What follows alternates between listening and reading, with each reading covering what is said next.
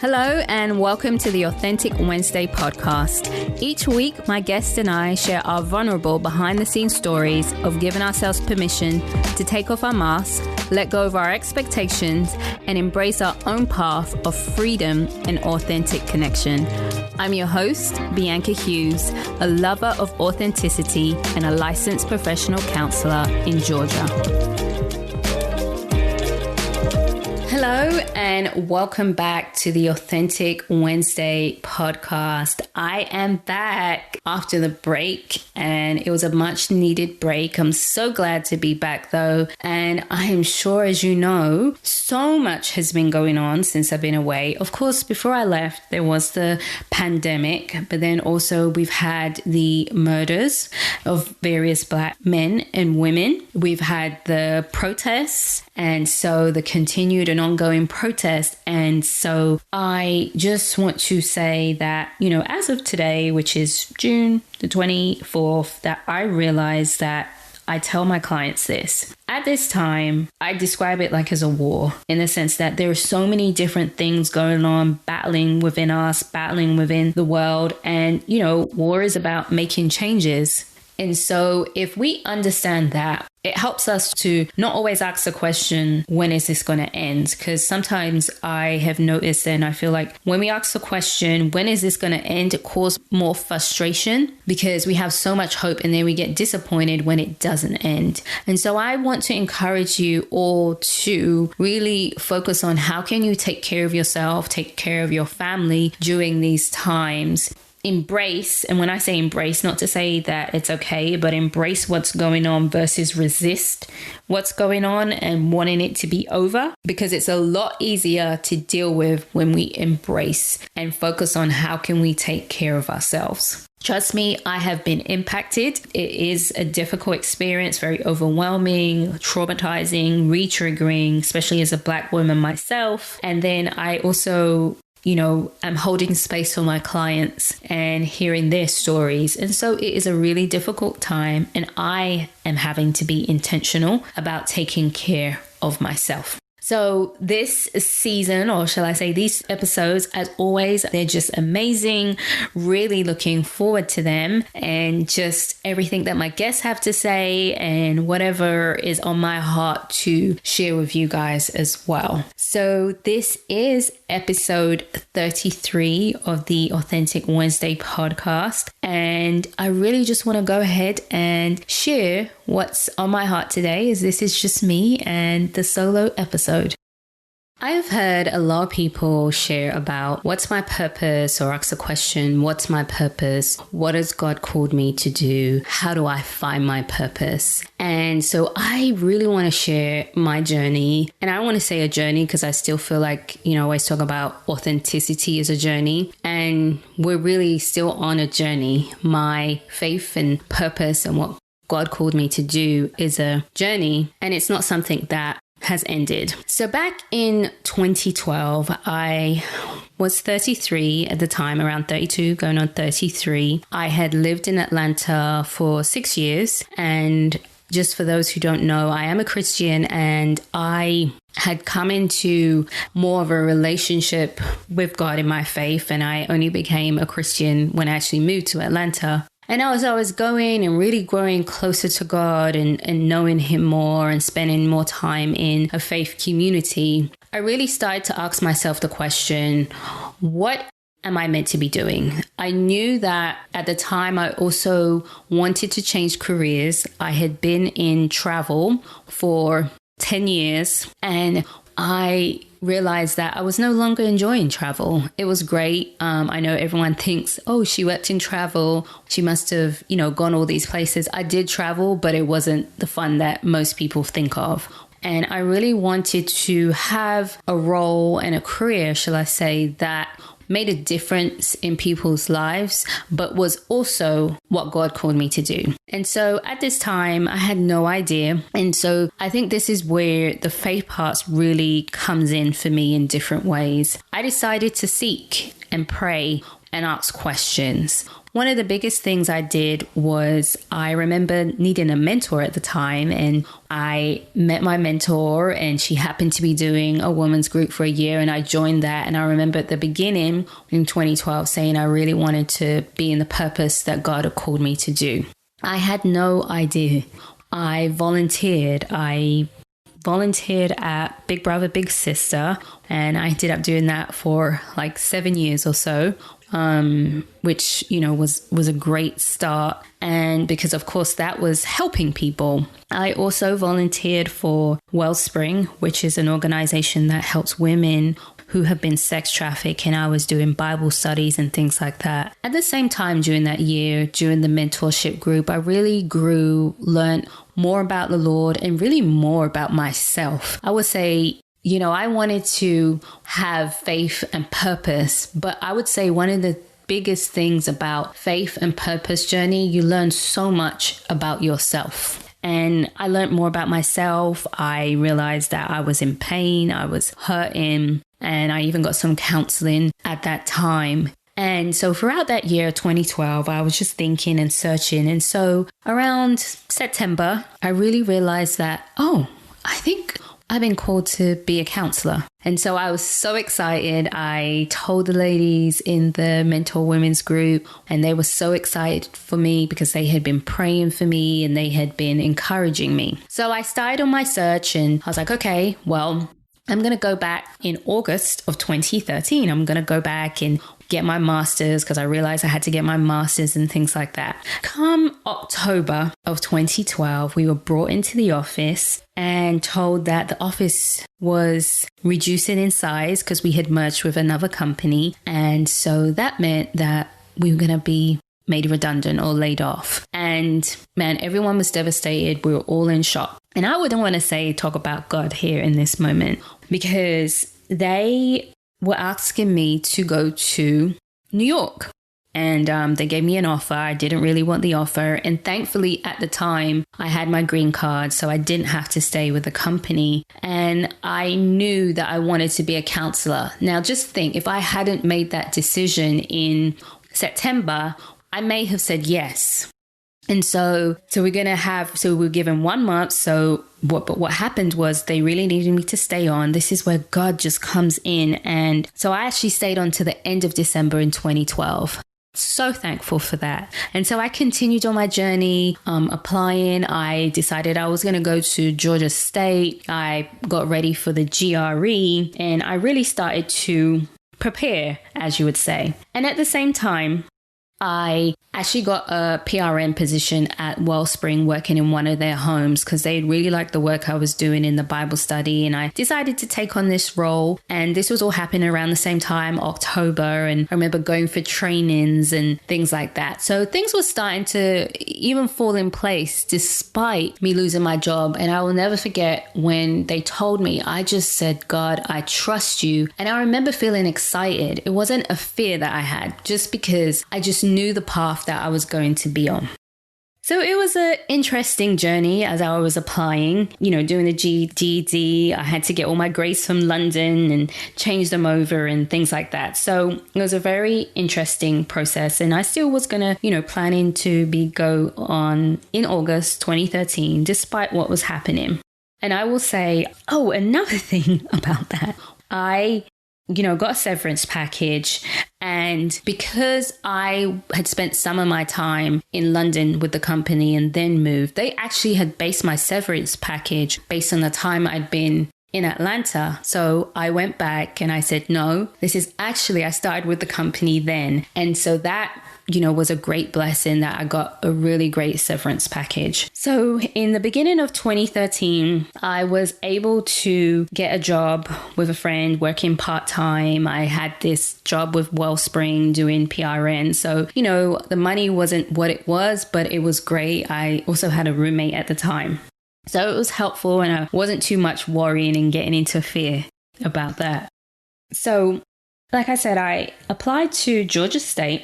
I was very adamant I was going. I did not apply to anywhere else. Well, I didn't get into Georgia State. And at that time, I remember just getting the letter, reading it, and being so devastated, crying. in everything.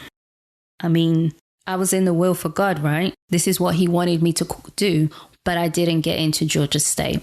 However, I have realized that I just have this knowing that God has blessed me with, and I still knew I was on the path. So despite the rejection, despite the pain, with the tears in my eyes, I said, I trust you, God. I know what you have called me to do, and I'm going to continue. I know you have a place for me in some form of way, in some place, at some school. And so I just trusted. And I remember talking to a friend at the time, and she was just really encouraging and just praying.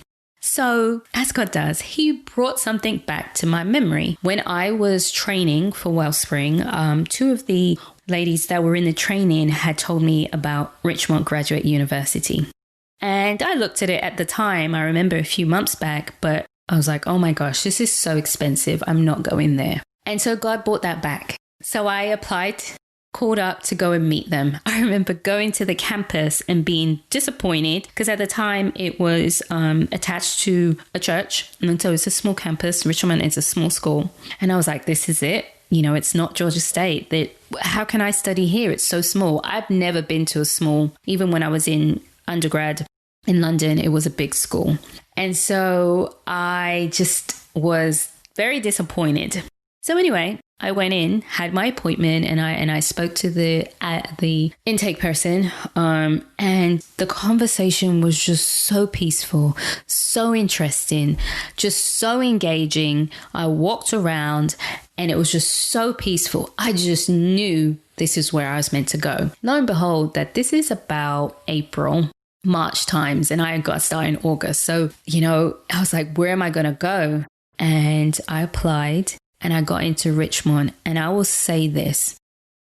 I truly believe that God was, like I said, this is my calling. This is what I'm meant to do. And I believe he closed that door on Georgia State because he knew I needed to be in a school that was also faith-based because he needed me to do that work and be able to be that space for when I do have Christian clients to incorporate that into the counseling. And I can tell you today that has been so amazing. So I got into Richmond, and I will just say Richmond is one of the best experiences of my life. The experience of grace. I talked about that the faith and purpose journey, is about self-awareness just as it is about what God has called you to do. I love someone said that Richmond is like the place where you go in, you're good, and they strip you down, heal your heart, do some work, and then build you back up to go out and do what God has called you to do if you really immerse yourself in this program. I experienced grace from when we were doing our assignments, from the teachers, from understanding, from the school. It was just a presence of God in there that was just so amazing and so needed for me. And it was just what I needed. Also, I realized that I needed community. I needed a small environment. I didn't need to be in a big school. And I was so thankful. I'm so into my school today, a great alumni. I keep in contact. I know people I can just call on the fly. I'm just so thankful for that experience. And, it always reminds me that we're going to go in his will, but it's not going to be the smoothest thing. And you really do have to be open. So Richmond, even in that, just with counseling, with the 100 million self-awareness papers they gave us, it really was a great experience. And, I talk about working for Wellspring, and I ended up getting a part-time job, which worked out so well that I would work 1 day a week and every other weekend. So I had income, I had my roommate leave, but I just still continued to trust God. My friend always says that, man, how did you leave and just work part-time and go to school for 2 years? It really was an act of faith. People just see act of faith and what it looks like when you are in his will and the provisions are just there. It doesn't mean that nothing goes wrong. At Wellspring, I remember they were making some changes. I think this is in 2014 at the time. And what happened was I had to end up giving up my job because I couldn't do the hours. Well, I had such an amazing team that they fought for me. And they made it possible. People made adjustments. People made adjustments to their schedules and said, no, she can't leave. She needs to be here for these girls and we're going to figure it out. And I kept my job. And so, one of the big things I'm always on is Proverbs 3:5, trust the Lord with all your heart, lean not to your own understanding. And I just kept trusting him. And I want to say there were moments of frustration, moments of overwhelmingness, moments of doubt. But the knowing that I had, and when you think that God has a plan, a purpose and a plan, and nothing is to harm you, it doesn't mean it's smooth sailing. You just have to stand on what you know and step out and take risks. And I was just so thankful. Just seeing the love and the support and the encouragement that I was getting. So that was in 2014. And so leading up to 2015, I'm doing internship. I actually had to leave the job the last semester because it was just so intense. I did an intense program for 2 years. And so it's so great and it's just so wonderful. And then even in my internship, oh my gosh, I heard people complaining about some of theirs, but the support I got, the supervisors I had, even after graduating has just been phenomenal and has just truly been the hand of God. And I'm just so thankful for that. And so I would definitely say throughout the experience, I've definitely seen God and trusted in and seen his hand throughout the whole situation, or shall I say the whole journey. So 2015.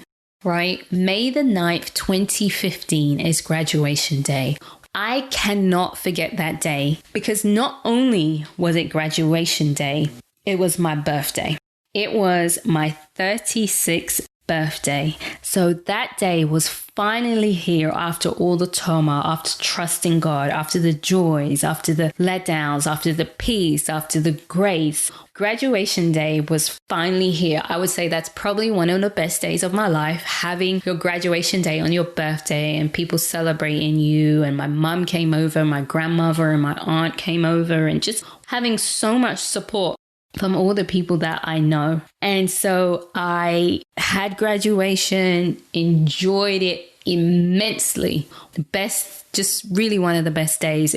I cried, everyone else cried because we just really knew what we'd been through. And I cried because not just of what I'd been through, but because I knew this was the path that God had called me on, and I stayed the path. And it was hard. I remember probably 6 weeks before graduation, it was just so overwhelming that I was like, how am I going to get through it? It was just so tough that I almost gave up. I remember some days I just sit and watch Netflix, and I was like, I got to the point like, I don't care if I get a B anymore. I mean, you're always trying to get an A. I just didn't care. I was like, what do I need to do to get the grade to pass? Because it was a lot. Imagine I'm doing like 6 classes. I'm in internship, which is 2 days a week, and we have to do another internship, which is an evening a week. It was a lot. I always tell people I don't know what I was thinking doing the 2-year program, but I did it because other people do 3 years. And so I just finally got to this day, and I just felt so relieved and so happy. And so another thing that had happened is I had been given the opportunity to work with Richmond through the school, helping them 1 day a week as a coordinator, which meant I could still see clients. So imagine leaving grad school with a job lined up. And then also the other thing I had was where I was doing my internship, they said they had a job for me. And so I just had to apply. So I remember we're in June now, and I'm looking at my bank account. I have no mortgage payment for July. No money. Student loans are all gone. I don't have income coming in. Well, the income I have coming in is not enough. And I looked at it, and I think that because of all the things I've been through, I had nothing to hold on to, no job to try and work extra hours. I just said, I threw my hands up and I said, God, I trust you. Imagine I'm a graduate.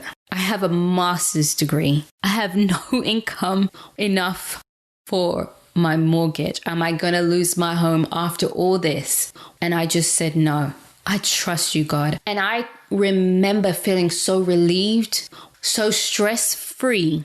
I think from all the things that I had experienced on this 2-year journey of faith and purpose, and God just showing up every time that I thought things were just not going the way and questioning if I was on the right path, I just laid it down with ease that I've never experienced before in my life. And then I remember around June the 20th, I got this message from Airbnb. Because at the time I'd signed up for Airbnb. I had a couple inquiries, wasn't what I really wanted. And this one came in for a month inquiry. We went back and forth. It was an amazing couple and it was enough for the mortgage. But let me show you how good God is. They ended up staying for 3 months. So not only did I have enough for 1 month, but for 3. God doesn't just come through just in any way. He does immeasurably more than you could ever imagine. I was so thankful and just so appreciative and just such a reminder that God comes through. And so one of the things I have to say from this whole experience, that since 2013, I've had no full-time job. And I have done all sorts of things, from Instacart, from adoption agencies, from all of these things to have various jobs. And I just kept trusting God because I remember that I had always said after working in corporate that I just want to see clients 3 days a week and do other stuff. And I never stirred from that, no matter what it looked like, no matter about the money. I made adjustments and I was open. And so I've just continued trusting him, and he has come through time and time again. Remember, that's 2015. We're in 2020. I am full with clients of this day, we're in June 2020. And I work 2.5 days a week seeing clients. Of course, I do other things. And that is exactly what God put in my heart and exactly what he is doing. And I am thankful. And so I just want everyone to know that in this journey of purpose, something someone first said, especially as a Christian, our first purpose is to love. That's it, love. And then whatever you're called to do with your skills, love is the basis. And then whatever you do is on top of that. And so when you're in his will and you just know, some people have a knowing, some people have a vision, some people have a peace. Trust God and go with it. It will not be smooth sailing. Don't give up. Sharpen your ear to his word where he says, my sheep know my voice. And I want you to remember this scripture from Jeremiah 29:11. For I know the plans I have for you, declares the Lord. Plans to prosper you and not to harm you. Plans to give you a hope and a future. He has plans. They're good plans. They're not harm. They may not be easy. He doesn't say easy. He doesn't say smooth, but you will not be harmed. And I just want to encourage you to keep going despite the frustrations, despite the not knowing, despite it not looking like it. If you have and you just know what he's spoken in your heart and in your dreams and in your visions, I just want to encourage you to go with it. Thank you so much for taking the time to listen today.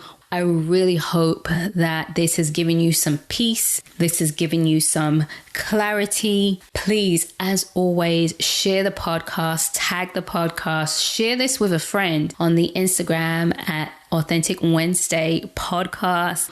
And you never know who needs to hear this. Even if you don't know a friend who needs this or a family member, share it, replay it, re-listen to it. And just remember, trust God. He loves you and he wants nothing but goodness for you. If you connected with what you just heard, please subscribe, rate, and review the podcast. You can stay connected by following our Instagram, Authentic Wednesday Podcast, and visiting our website, AuthenticWednesday.com. Remember, authenticity is a journey, not a destination.